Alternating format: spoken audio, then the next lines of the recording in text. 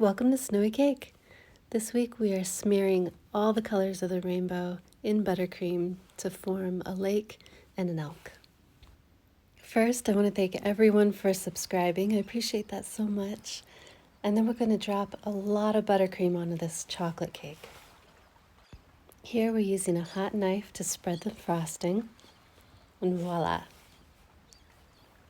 We're going to need every color for this cake. The reason you want to leave your palette such a big mess is because you have different shades of each color.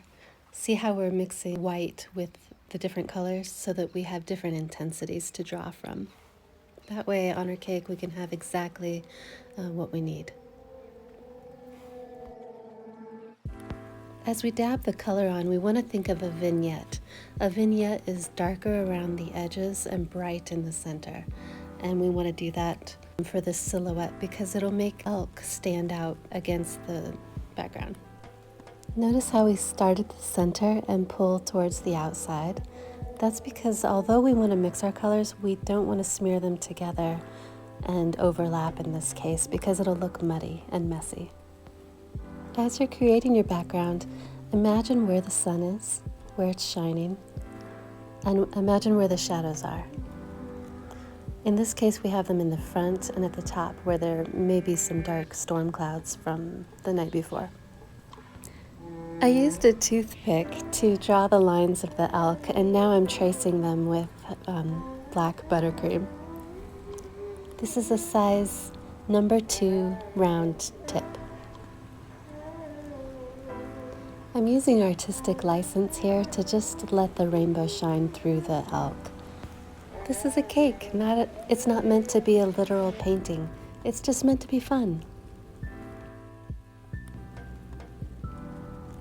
We need to have a bit of a talk about when it's appropriate to use reality in a painting. So here I'm putting in the shadow. That's very important, but filling it in all the way is not. Do you see how it's okay that the light is shining off of the fur? But it wouldn't be okay to not have the silhouette with a shadow. And we're going to do the same thing with the grass here in just a second. Make sure that some of your grass blades are bent. Imagine that some wind has come through and broken some.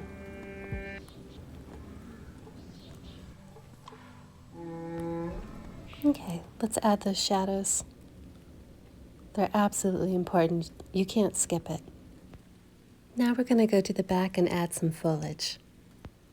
And as always, you want your tree trunks to be similar but not the same. Otherwise, they'll just look like lollipops back there.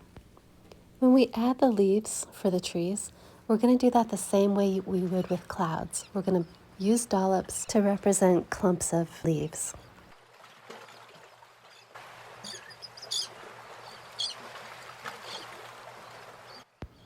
Those trees are going to need some land to grow from. And then that land is going to reflect in the water. We're going to use the edge of our knife to pull that down into the water.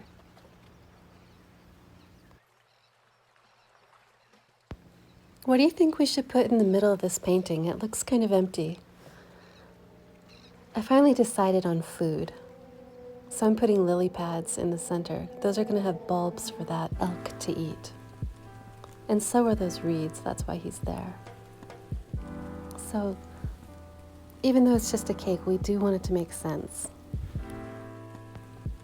This is my favorite part, putting the border on.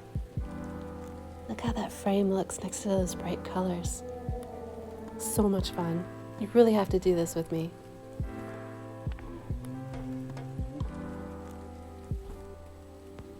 Thanks for coming. See you next time.